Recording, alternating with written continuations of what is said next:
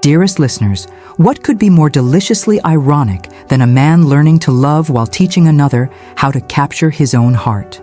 Today, this author brings you the most exquisite tale of misguided lessons that became the education of a lifetime.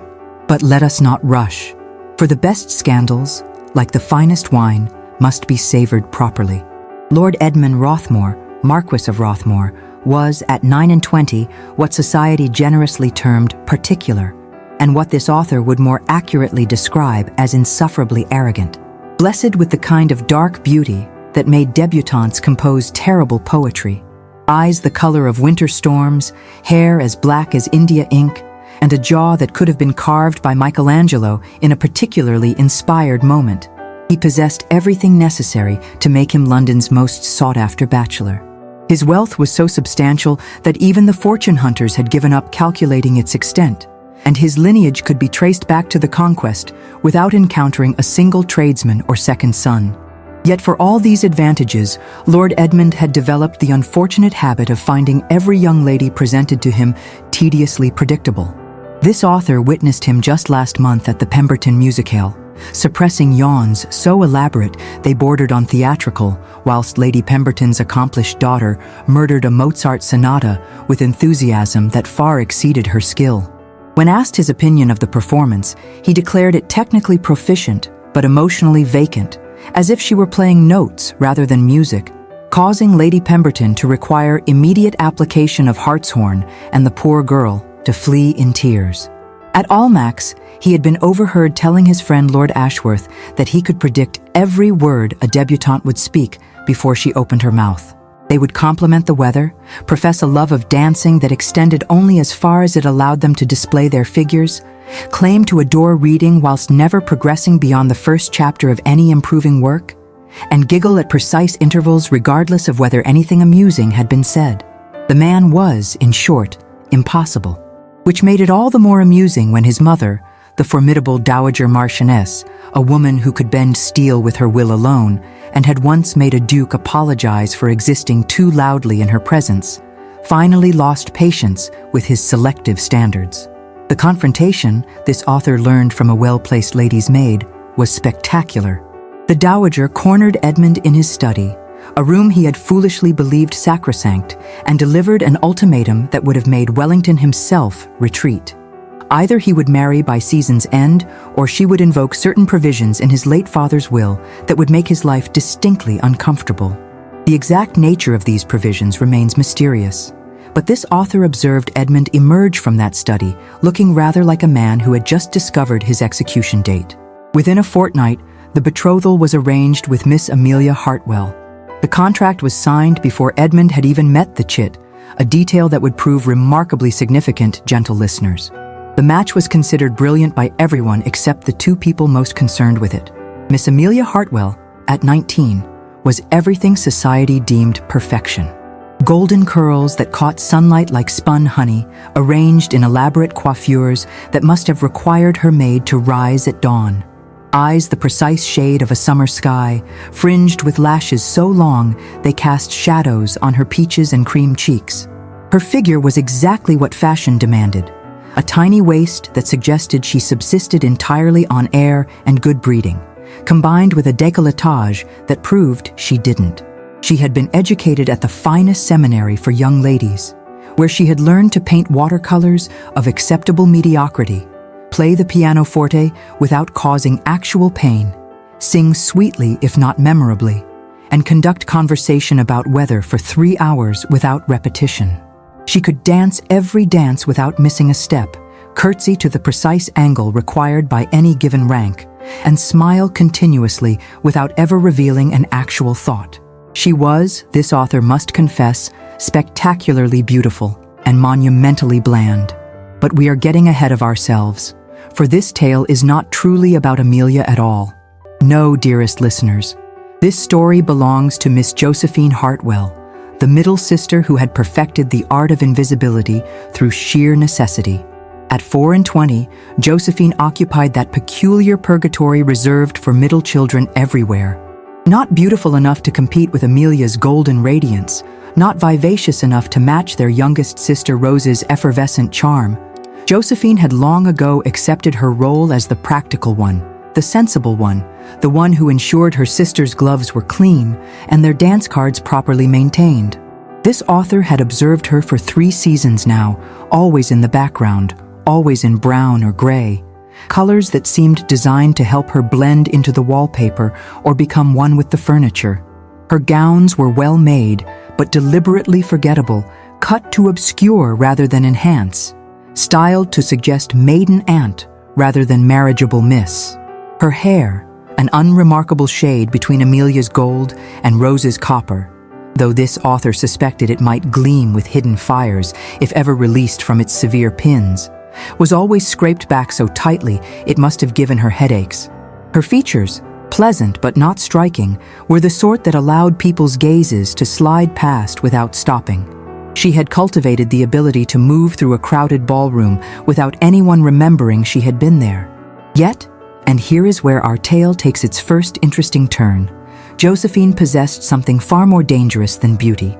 She had intelligence sharp enough to cut glass, observation skills that would shame a spy, and a wicked sense of humor that she deployed so subtly most people never realized they had been its target. This author once observed her at a particularly tedious card party, standing behind her mother's chair. Lady Ashford was holding forth about the shocking decline in morals among the younger generation, citing as evidence a young lady who had dared to laugh too loudly at a garden party.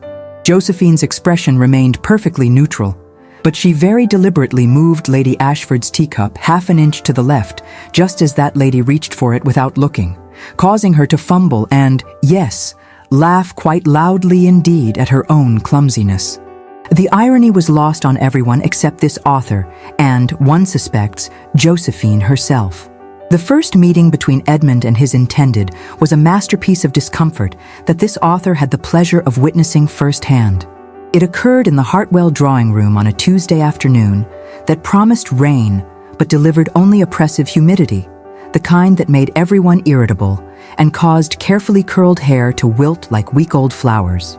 The Hartwell drawing room had been prepared with military precision. Every surface gleamed, every cushion had been plumped to mathematical perfection, and enough flowers had been arranged to stock a moderate-sized botanical garden. Mrs. Hartwell, a woman whose ambitions for her daughters exceeded even her impressive appetite for gossip, had positioned Amelia in a shaft of carefully calculated sunlight that turned her hair to molten gold and made her skin appear to glow from within. Edmund arrived precisely at 3, looking like a man approaching his execution with aristocratic dignity. He wore dark blue superfine that emphasized his broad shoulders, buff breeches that had clearly been crafted by a master, and a cravat tied in a style so complex, this author suspects it required an engineering degree to achieve. He was, in short, dressed to intimidate rather than impress. The introduction was performed with all proper ceremony. Edmund bowed correctly, his face revealing nothing more than polite acknowledgement. Amelia performed the requisite curtsy and blushing smile, though this author noticed the blush had been enhanced with a subtle application of rouge. They were seated at precise distances, close enough to suggest intimacy, far enough to maintain complete propriety. What followed was 20 minutes of the most exquisitely painful conversation this author has ever endured. Edmund would ask a question about her interests, his tone suggesting he was reading from an invisible list of appropriate topics. Amelia would provide an answer so vapid it seemed to physically pain him. She enjoyed music, she declared. All music, every type equally, with no preference whatsoever. When pressed for specifics, she added that she found it all wonderfully musical. Edmund's left eye developed a slight twitch. She loved to read, she assured him, whatever was fashionable, nothing too taxing on the mind. When he inquired about her favorite author, she brightened and said she enjoyed them all equally, as books were so very bookish. The twitch spread to his jaw. She adored dancing, all dances, no preferences whatsoever, each as delightful as the last.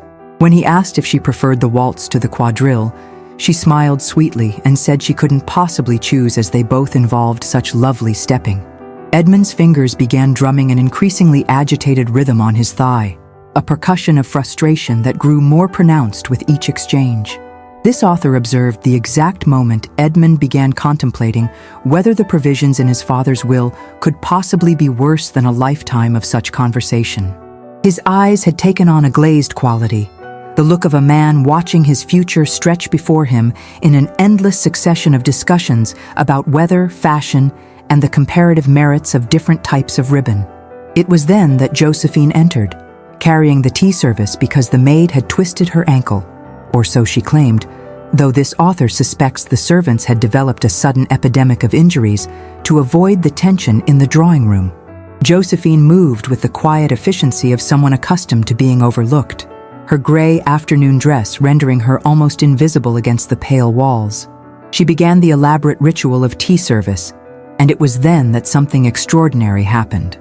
Amelia, in response to Edmund's query about her thoughts on the current political situation, declared that she tried not to think about such things as they were so very political. The statement was so magnificently absurd that Josephine's hand paused for just a fraction of a second in its pouring, her lips twitching with suppressed amusement. Edmund noticed. Oh, how he noticed. His eyes, which had been unfocused with boredom, suddenly sharpened like a hawk spotting prey. He watched as Josephine completed the pour with perfect precision, not a drop spilled despite her obvious struggle not to laugh. When she handed him his tea, prepared exactly as he preferred, 1 sugar, no milk, stirred counterclockwise 3 times without having asked, their eyes met for one brief, electric moment. In that instant, this author saw something pass between them, a shared recognition of the absurdity of the situation, a mutual understanding that they were both trapped in this elaborate farce. It was the look of 2 people discovering they spoke the same language in a room full of foreigners. Edmund's attention remained divided for the rest of the visit. While he maintained the facade of conversing with Amelia, his gaze tracked Josephine as she moved silently around the room, adjusting a flower here, straightening a cushion there, always present, but never acknowledged. This author noticed how his eyes lingered on her hands as she worked, capable hands that moved with purpose rather than ornament, and how he seemed to lean slightly in her direction whenever she passed near. 3 days later, the entire Hartwell household was thrown into uproar by a confession that would change everything. Amelia, sweet, guileless Amelia, revealed that she had fallen desperately in love with Mr. James Morrison, the vicar's eldest son. The confession came tumbling out in the Hartwell garden, witnessed by this author from behind a conveniently placed rose arbor. One must maintain one's sources, after all. The day was uncommonly fine, the sort of perfect English afternoon that occurs perhaps twice a year and makes one forget the other 363 days of drizzle and disappointment. Amelia had gathered her family for what they assumed would be wedding planning. Instead, she burst into tears. Pretty tears, naturally, the kind that made her eyes sparkle rather than redden, and confessed everything. Mr. Morrison, she explained between delicate sobs, was everything she had ever dreamed of.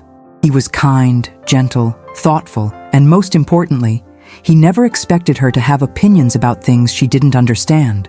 The revelation about their secret courtship was even more shocking. They had been meeting in the churchyard every Tuesday while supposedly visiting the poor. Their romance had blossomed over discussions of flower arrangements for the altar and the proper way to organize charity baskets. He had written her poetry, terrible poetry from what this author gathered, but Amelia found it wonderful because she could understand every word. Mrs. Hartwell's reaction was everything one might expect. She clutched her chest, called for her salts, declared herself betrayed, bewailed the loss of a marchioness's coronet, and then fainted with admirable theatrical precision onto a conveniently placed settee. Mr. Hartwell, a man whose primary contribution to any crisis was to retreat to his study with a brandy, did exactly that. Rose, the youngest, clapped her hands with delight at the drama before being hushed by a governess. It was Josephine who proposed the solution, and this author must confess to nearly revealing her hiding spot with an inadvertent gasp at the girl's audacity. While her mother was being revived with burnt feathers and her father was fortifying himself with spirits, Josephine calmly suggested teaching Amelia how to make Edmund fall in love with her. The logic, she explained, with the sort of practical sense that had always characterized her, was simple. If Lord Edmund genuinely cared for Amelia, he might be willing to release her from the engagement without scandal when she confessed her true feelings. A man in love would want his beloved's happiness above his own pride. If he didn't fall in love with her, well, the engagement would proceed as planned, and at least Amelia would know she had tried. This author cannot help but wonder, however, if there was not perhaps another motivation lurking beneath Josephine's practical facade, a motivation so deeply buried that even she remained unaware of it. For was it not curious that a woman who had spent 3 years carefully avoiding the notice of every eligible gentleman should suddenly volunteer to study one so intensively? Perhaps, just perhaps, there was a part of Miss Josephine Hartwell that simply wished for an excuse to understand the enigmatic Lord Edmund, to explore the workings of a mind that had dismissed every other young lady as tedious. But I digress into speculation, though this author's speculations have an uncanny habit of proving accurate. The flaw in this plan, obvious to everyone except 2 young ladies desperate to avoid disaster, was that it assumed Edmund could be made to fall in love with Amelia at all. The lessons began the following Monday. This author, through careful cultivation of a friendship with the Hartwells' parlor maid, a delightful girl named Sally, who proved remarkably susceptible to bribes of ribbon and compliments, managed to witness several of these extraordinary sessions. They took place in the morning room, a cheerful space decorated in yellow silk that Mrs. Hartwell believed suggested prosperity, but actually suggested nothing so much as the inside of an egg. Sunlight streamed through tall windows, revealing dust motes dancing like tiny conspirators in the air, and highlighting the determined expression on Josephine's usually placid face. It became immediately apparent that Josephine had studied Edmund with the dedication of a naturalist observing a particularly fascinating specimen. She had somehow discovered, through means this author has yet to uncover but deeply admires, his every preference, habit, and inclination. She knew he preferred Wordsworth to Byron, finding the latter too self-indulgent and the former more connected to genuine feeling. She knew he took his tea with 1 sugar, never 2, stirred counterclockwise precisely 3 times, and left to stand for 30 seconds before drinking. She knew he had a particular weakness for women who could discuss philosophy without simpering, who understood the difference between wit and mere cleverness, who could maintain eye contact whilst disagreeing with him. The first lesson focused on conversation. Josephine had prepared like a general planning a campaign. She had lists of topics that would engage him, examples of questions that showed genuine interest rather than social obligation, and even a collection of opinions that were controversial enough to be interesting, but not so radical as to be improper. She would play Edmund whilst Amelia practiced, and this author nearly betrayed herself with laughter at Josephine's uncanny impression of his lordship's measured, slightly sardonic tone. She captured perfectly his habit of pausing before responding to any question, as if weighing whether the asker deserved an answer. She mimicked his way of tilting his head when skeptical, of raising one eyebrow when amused, of drumming his fingers when impatient. But Amelia, bless her heart, was hopeless. When Josephine as Edmund asked her opinion on the Catholic emancipation question, Amelia responded that she supposed Catholics should be emancipated if they were unhappy.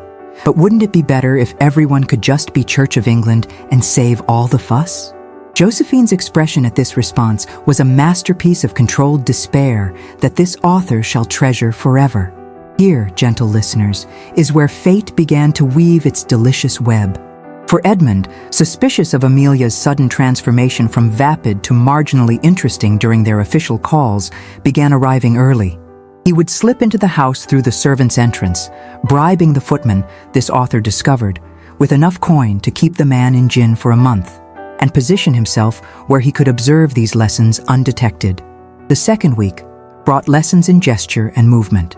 Josephine demonstrated how Edmund responded to subtle, rather than overt displays, explaining that he found obvious attempts at seduction vulgar and desperate. She showed Amelia how to pour tea with deliberate grace, not the affected delicacy of a china doll, but the confident efficiency of a woman who knew her own worth. This author observed Edmund watching from behind a barely cracked door as Josephine moved through these demonstrations. She showed Amelia how to let her hand rest on a book as if unconsciously drawn to knowledge, fingers tracing the spine with genuine affection rather than performance. She demonstrated the precise angle to tilt one's head when listening, not the vacant bird-like tilt of incomprehension, but the thoughtful angle of someone truly considering what was being said. When Josephine demonstrated how to hand a gentleman his tea, meeting his eyes directly, holding the saucer with steady hands, allowing the briefest moment of shared contact, Edmund's knuckles went white as he gripped the door frame. The third week's lesson proved even more illuminating. Josephine was teaching Amelia about poetry, explaining Edmund's favorite passages and what they revealed about his nature. She had brought a worn copy of Wordsworth's collected works, the margins filled with notes in her neat hand. She recited Tintern Abbey with such genuine feeling, such understanding of its deeper meanings, that even Amelia stopped fidgeting to listen. When she reached the lines about the burden of the mystery, her voice dropped to barely above a whisper, her eyes distant, as if she truly understood what it meant to feel the weight of unintelligible thoughts. Edmund, this author later learned from the footman, nearly revealed himself by stepping forward when Josephine explained that Edmund likely connected with Wordsworth's sense of isolation, of feeling separated from others by thoughts and sensibilities they couldn't share. She spoke of loneliness in a crowded room, of the exhaustion of constantly translating oneself into simpler terms for others' consumption, of the desperate hunger to find just one person who understood without explanation. She was, in that moment, not teaching Amelia about Edmund at all. She was revealing her own heart, and Edmund, watching from the shadows, recognized a kindred spirit. The footman later confided to this author's most reliable source that when his lordship departed that afternoon, he seemed so profoundly shaken that he walked directly into the garden gate, a gate he had successfully navigated for the past 5 weeks without incident. The man further reported that Edmund stood in the street for a full minute, staring back at the house as if trying to memorize something precious he feared might vanish. Such was the power of Miss Josephine's unconscious revelation that it had rendered the usually composed Marquess as clumsy as a green boy experiencing his first infatuation. The fourth week brought the most dangerous lesson of all: physical proximity. Josephine explained that Edmund withdrew from aggressive pursuit, but might be drawn by strategic retreat. She spoke of creating a sense of absence that made one's presence more valuable, of being near without imposing, of creating moments of accidental contact that felt natural rather than calculated. This author will never forget watching Josephine demonstrate the art of proximity. She showed Amelia how to stand just close enough that Edmund would be aware of her presence. The faint scent of lavender water, the rustle of silk, the warmth of another body, without crowding him. She explained how to time one's movements to create near misses, moments where hands almost touched, where bodies nearly collided, where possibility hung in the air like perfume. When she demonstrated how to properly accept assistance into a carriage, the lesson became almost unbearably intimate. She played Edmund first, extending her hand with formal courtesy, explaining how the touch should communicate protection without possession. Then she switched roles, showing how Amelia should place her hand in his, not limply like a dead fish, not graspingly like a drowning woman, but with trust and grace. As Josephine placed her hand in an imaginary Edmund's, her face softened with such longing that this author's heart actually ached. She stood there, hand extended to no one, eyes seeing someone who wasn't there, and in that moment looked more beautiful than either of her sisters had ever been. Edmund, watching from the garden through the morning room windows, pressed his palm against the glass so hard this author feared it might shatter.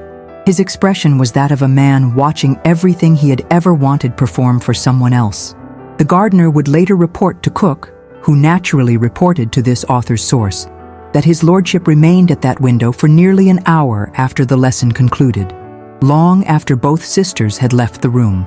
When finally roused from his reverie by a passing rainstorm, Edmund apparently walked through the entire downpour without noticing, arriving at his carriage thoroughly soaked, yet seeming entirely unaware of his condition. His valet later confided that his lordship spent that entire evening staring at nothing, occasionally murmuring lines from Wordsworth under his breath, behavior so unusual that the servants began to worry he had contracted a brain fever. The crisis came during the 5th week when Edmund could bear no more. He arrived for his official call unexpectedly early, catching the sisters mid-lesson. Josephine had been demonstrating how to discuss literature without seeming pretentious, holding one of Edmund's favorite volumes, a first edition of Donne's poetry that she had somehow procured. She was explaining the metaphysical conceit of the flea, her face alight with genuine enthusiasm as she detailed how Donne used the mundane to explore the profound, how the most unlikely vehicles could carry the deepest truths. She spoke of layers of meaning, of the dance between the literal and figurative, of how true understanding required looking beyond surface interpretations. Amelia sat with the glazed expression of someone who had stopped listening approximately 3 minutes ago, but Josephine was too lost in her subject to notice. She was, this author realized, no longer teaching Amelia at all. She was simply sharing her joy in something she loved, and that joy transformed her entirely. The transformation in her when Edmund entered was heartbreaking. This author watched her shutter her intelligence like closing a shop for the night. The light in her eyes dimmed, her animated gestures stilled, her voice flattened to the monotone appropriate for an invisible middle sister. She murmured something about fetching refreshments and fled, leaving Edmund staring after her with an expression of such naked longing that even oblivious Amelia noticed. What followed was a comedy of errors that Shakespeare himself would have envied. Edmund began arriving for every lesson, though he maintained his concealment. He would torture himself, watching Josephine teach her sister how to capture his heart, all while falling desperately for the teacher rather than the pupil. His official visits with Amelia became increasingly painful. The poor girl would attempt to implement Josephine's lessons with all the grace of a cow attempting ballet.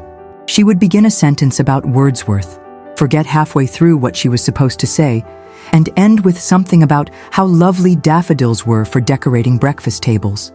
She would try to create meaningful proximity, and instead step on Edmund's feet or spill tea on his waistcoat. Meanwhile, Josephine grew increasingly frustrated with Amelia's inability to execute even the simplest strategies. During one particularly exasperating session, after Amelia had confused Wordsworth with Wadsworth, whoever that might be, for the 5th time, Josephine's composure finally cracked. She declared that perhaps she should just marry Edmund herself, since she seemed to be the only one who understood him. The words hung in the air like an accusation, and the silence that followed was deafening. Amelia stared at her sister with dawning comprehension, seeing perhaps for the first time past her own concerns to the pain beneath Josephine's practical facade. Josephine turned white, then red, then fled the room with a speed that suggested the hounds of hell were pursuing her. Neither sister noticed Edmund in the hallway, looking as if he had been struck by lightning. He stood there for a full minute, hand raised to knock on a door he no longer needed to enter, understanding flooding through him like water through a broken dam. The situation reached its crescendo at the Hartwell Ball, the event where Edmund was expected to formally announce his engagement to Amelia. The entire ton had gathered, eager to witness the union of beauty and nobility, though this author suspects many came hoping for disaster instead. Nothing quite entertains society like watching others' plans crumble. The Hartwell Ballroom had been transformed at enormous expense into what Mrs. Hartwell fondly imagined was a bower of earthly delights, but more closely resembled what might happen if a flower shop exploded. Every surface groaned under the weight of roses, lilies, and somewhat optimistically orange blossoms. The heat from 500 candles, combined with the press of bodies, created an atmosphere that could only be described as tropical. Josephine had dressed with even more deliberate plainness than usual, as if trying to disappear entirely into the wallpaper. She wore gray silk that should have rendered her invisible, but somehow only emphasized her attempts at concealment. The gown was cut high to the neck, long in the sleeve, and devoid of any ornament save a single pearl pin that had been her grandmother's. She stationed herself behind a cluster of matrons, clearly planning to avoid the announcement entirely. Edmund appeared precisely at 9, resplendent in black evening clothes that made him look like a particularly attractive storm cloud gathering on the horizon. He dutifully asked Amelia for the first dance, a quadrille that he performed with all the enthusiasm of someone undergoing a tooth extraction. But his eyes, gentle listeners, his eyes never left Josephine. He tracked her movements around the room like a compass finding north. He watched her help Rose with a torn hem, kneeling on the ballroom floor without regard for her own gown. He observed her quietly directing servants to refresh the punch when her mother was too busy accepting congratulations to notice. He saw her gently redirect an elderly aunt who had become confused and was looking for a card room that didn't exist. The second dance went to Rose out of courtesy, though Edmund barely seemed to notice her chatter about the latest fashion in sleeve lengths. The third to his mother from obligation, the dowager making pointed comments about announcements and appropriate timing that Edmund pretended not to hear. But when the fourth dance began, a waltz, that most intimate of dances, Edmund did something unprecedented. He walked directly through the crowd, cutting through conversations like a ship through water. He passed Amelia, who stood ready with her dance card and an expression of martyred preparation. He ignored the titled ladies angling for his attention, including Lady Sarah Ponsonby, whose décolletage was so ambitious it threatened to create an international incident. He walked straight to the corner where Josephine was attempting to become one with a potted fern that had seen better days. The entire ballroom held its breath as he extended his hand to the middle Hartwell sister. Josephine stared at his gloved fingers as if they might bite. Her eyes darted to Amelia, to her mother, who looked like she might spontaneously combust, to the assembled crowd of London's finest gossips, all leaning forward as if pulled by invisible strings. The orchestra, bless them, continued playing, though half the violinists were craning to see what would happen. This author observed the exact moment Josephine decided to stop hiding. Her spine straightened, her chin lifted, and she placed her hand in his with a grace that made every other woman in the room look clumsy by comparison. What followed was not just a dance, but a complete revelation. They moved together as if they had been partners for years, every step perfectly synchronized, every turn revealing another layer of connection. Edmund held her as if she were simultaneously precious and unbreakable, his hand at her waist firm but gentle, his frame providing support without constraint. Josephine, meanwhile, had shed her camouflage entirely. The gray gown that had seemed so plain suddenly appeared elegant in its simplicity. Her hair, though still severely pinned, caught the candlelight and revealed hidden threads of gold and copper. Her face, usually carefully neutral, showed every emotion: surprise, fear, hope, and finally, inevitably, love. They danced as if alone in the ballroom, unaware or uncaring that 500 people watched in stunned silence. This author heard Lady Jersey whisper to Lady Cowper that she had never seen anything quite like it. And considering Lady Jersey's extensive experience with scandal, that was saying something. When the waltz ended, Edmund did not release her. Instead, in full view of London society, including his mother who looked ready to have an apoplectic fit, he made his declaration. He announced that he had learned something valuable over the past weeks. He spoke of discovering that love could not be taught or learned like a lesson from a book. It came upon one suddenly, usually while watching someone demonstrate the very qualities one never knew one was seeking. He had been observing. Here he paused to look directly at Josephine, the most remarkable teacher, and found himself the student instead. He spoke of watching her reveal her true self while teaching another to impersonate it, of seeing her demonstrate affections he desperately wanted for himself, of recognizing in her the partner he had never dared hope to find. He confessed to hiding outside doorways like a lovesick boy, tortured by proximity to what he wanted but couldn't have. The uproar was immediate and spectacular. Mrs. Hartwell fainted into Mr. Hartwell's arms with such force she nearly knocked him over. The Dowager Marchioness demanded to know what was happening in tones that could have frozen hellfire. Rose began applauding before being shushed by an aunt who then started applauding herself. But Amelia, surprising everyone, stepped forward. She announced with remarkable composure that she released Lord Edmund from their engagement as she had realized they would not suit. She further stated that she intended to marry Mr. Morrison, who had just inherited a comfortable living from a distant relation, a detail she had kept secret for dramatic effect. This author must confess to requiring her fan at this point, so overwhelming was the drama unfolding. Mr. Morrison himself appeared from the crowd, having been hidden behind a pillar for the entire evening, and dropped to one knee before Amelia in full view of everyone. His proposal, while lacking Edmund's eloquence, had the virtue of sincere devotion, and Amelia's acceptance was the first truly genuine emotion this author had seen from her. Edmund turned back to Josephine, who stood frozen in the center of the ballroom like a deer caught in lamplight. He asked, with a humility that no one had ever heard from him before, if she might consider a man who had been too blind to see what was before him until she literally taught him how to recognize love. Josephine's response was worth the entire evening's entertainment. She observed that he had certainly taken his time reaching the obvious conclusion that his powers of observation were clearly lacking if he needed 5 weeks of lessons to recognize what should have been apparent from their first meeting, and that she supposed someone had to marry him, if only to save other innocent young ladies from his terrible conversation skills. She then added, more softly, that she had loved him from the moment he noticed her trying not to laugh at Amelia's definition of political as very political, that watching him watch her had been the most exquisite torture of her life, and that if he ever hid outside another door to spy on her, she would know immediately because she had memorized the sound of his breathing. The kiss that followed this decidedly unromantic, yet deeply romantic acceptance was enough to make even the most hardened society matron reach for her handkerchief. This author, along with half the ton, required immediate access to smelling salts.